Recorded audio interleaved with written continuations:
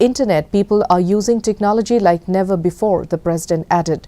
Addressing the students of G. Natayanamma Institute of Science and Technology, marking its 25th anniversary in Hyderabad today, Murmu said the engineering profession gives us unthinkable and unprecedented solutions. Murmu said the country is taking new initiatives in renewable energy, green energy, e-mobility and green hydrogen. Life, which stands for lifestyle for environment.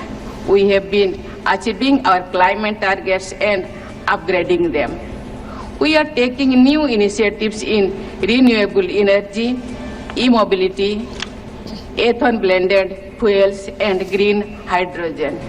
These initiatives can start producing better results on ground through technological innovations. A few days back, in a meeting with Sundar Pichai, CEO of Google, I emphasized on the need of universal digital literacy in India. We know that mobile phones, internet and unlimited information have reached every corner of the world. People are using technology like never before, but it is necessary that it is put to productive use, which is possible through digital literacy. India-Australia Economic Cooperation and Trade Agreement comes into force today. The two nations signed the pact on April 2 this year. ECTA is the first agreement of India with a developed nation after more than a decade. Later, addressing the media, Minister of Textiles, Commerce and Industry Piyush Goyal said India-Australia ECTA reflects the deep understanding between the two countries. The Australian government was very sensitive and considerate and cooperated with India fully throughout the negotiations, the minister added. Because of earlier provision that was there in their law, I'm happy to share with you that they have, as a part of this ECTA agreement, also agreed to remove that and amend the law, which they have done in Parliament, and from 1st of April, double taxation for our IT sector will be over, and we'll save millions and millions of dollars right now, and going forward with the increased potential for our IT sector, my guess is we'll start saving over $1 billion every year. Union Minister for Chemicals and Fertilizers Dr. Mansukh Mandavia has said Prime Minister Narendra Modi has always taken whatever steps needed for prosperity of farmers. Interacting with farmers and Prime Minister Kisan Samriddhi Centre operators virtually, Dr. Mandavia said 2,000 rupees were put in the accounts of India's farmers every 4 months. 3 months ago, the Prime Minister started 600 Kisan Samriddhi Kendras that have ballooned to 9,000 now. The minister said he expects to set up more than 1 lakh such centres in the country.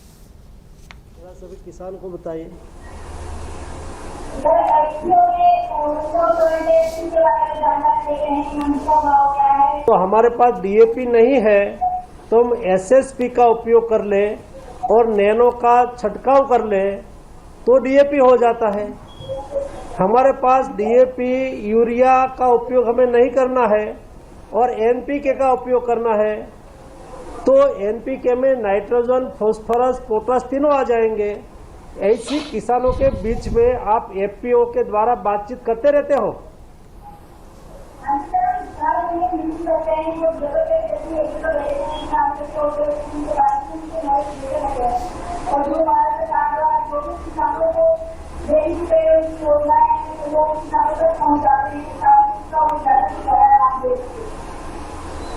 आपके क्षेत्र में nano urea का उपयोग होना चालू हो गया है क्या?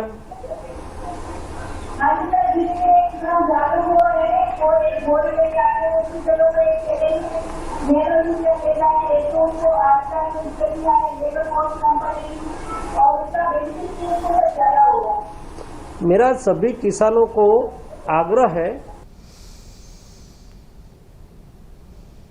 International passengers from China, Hong Kong, Japan, South Korea, Singapore and Thailand to India will be mandatorily required to undergo RT-PCR test before their departure from these countries. Passengers will have to upload the COVID-negative RT-PCR test report on Air Suvidha portal from January 1st, 2023. The Union Health Ministry said the test should have been conducted within 72 hours of undertaking the journey to India. This is in addition to the 2 random tests of all international passengers on all incoming international flights on their arrival in India, irrespective of the port of departure.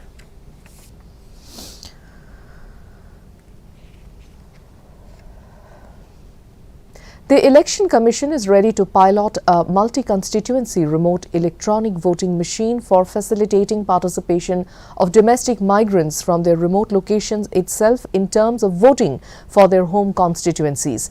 This modified form of EVM can handle up to 72 multiple constituencies from a single remote polling booth. If implemented, the initiative can lead to social transformation for the migrants and connect with their roots as many times. In this regard, the poll panel has invited all recognized national and state political parties on the 16th of January. The Doni Polo Airport, Itanagar, is a robust aviation asset, providing seamless connectivity to Arunachal Pradesh. The government will continue sprucing up the facilities further, State Chief Minister Pema Khandu tweeted. Today, Khandu held a review meeting and assessed the progress of the new Greenfield Airport project. The Chief Minister asked Airport Authority of India officials and the construction agency to boost manpower and get work done in 2 shifts to finish the work ahead of deadline. Khandu said the Itanagar-Guwahati flight operations are going to start from January 15th.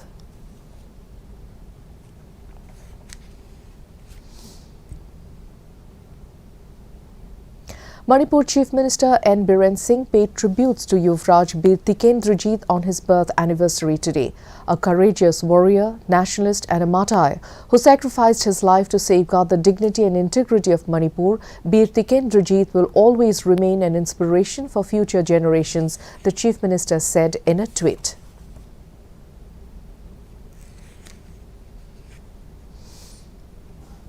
Manipur Chief Minister N. Biren Singh chaired a meeting with the Assam Rifles, a National Investigation Agency, Narcotics Control Bureau, National Accountability Bureau, Police and Home Department on War on Drugs .0. In a tweet, Singh said there were deliberations on achievements, strengthening the campaign and enhancing the cooperation between the government, police department and citizens in rooting out the drug menace from the state.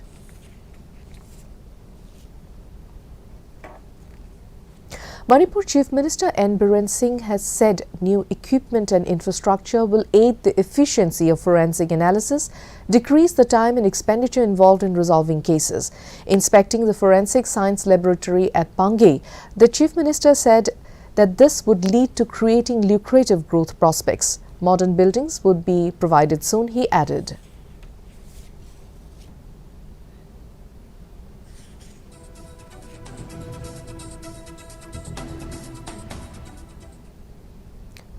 Meghalaya BJP seems confident that it has found acceptance among the people of the state and is eyeing not only to put up a good fight in all 60 seats but also win as many as possible. State BJP President Ernest Maury said the party is confident of securing double-digit seats in 2023.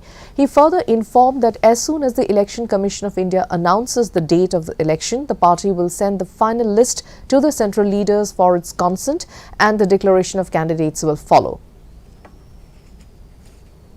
All the application received from different mandal, 2 district and 2 district, then we will send all together to Delhi for declaration of the candidate name. We will contest all the 60 seats.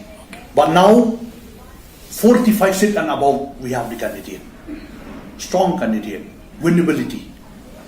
So, we are working on it and we have given the responsibility to our district in charge, district president, Mandal President to find out the suitable candidate with the winnability.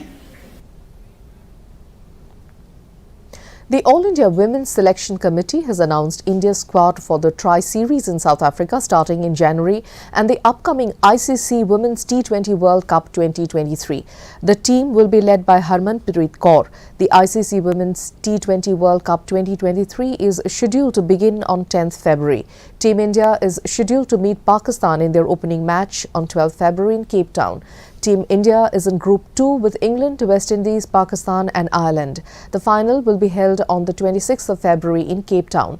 Ahead of the World Cup, India will play a tri-series against South Africa and West Indies starting from 19th of January.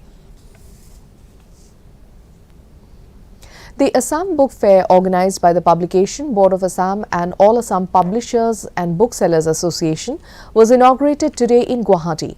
The 12-day-long book fair was inaugurated by renowned poet from Indonesia, Tara Nusantara, at the Assam Engineering Institute playground this afternoon. Writer Dr. Pranabjyoti Deka was presented the Ahom Prakashon Porishod Sahitya Bota for 2022 during the inaugural ceremony. Education advisor to the government of Assam, Professor Noni Gopal Mohanto, and eminent writer Dr. Govinda Prasad Sharma were also present on the occasion along with other dignitaries. More than 150 publication houses from various places of the country as well as from Dhaka are participating in this book fair.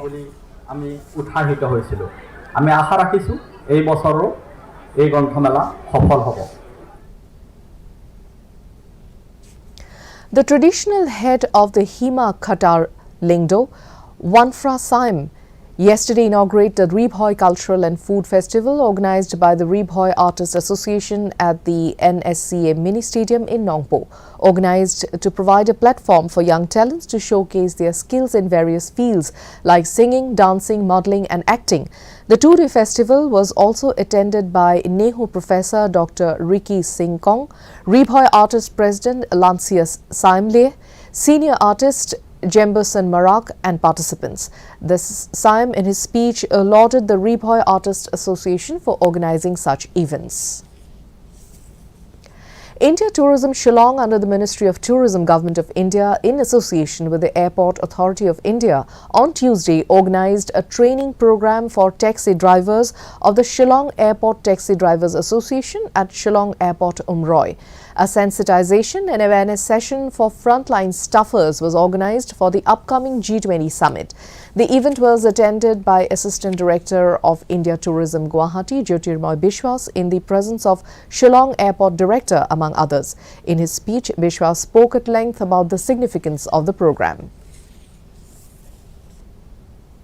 And to end the news, the main points once again. Stressing need for digital literacy, President Draupadi Murmu says people are using technology like never before. RT-PCR test made mandatory for international air passengers from sensitive nations.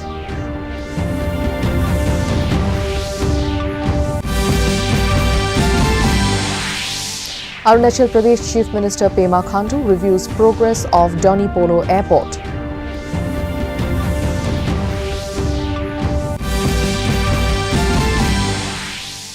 Manipur chalks out strategy to wipe out menace of drugs in the state.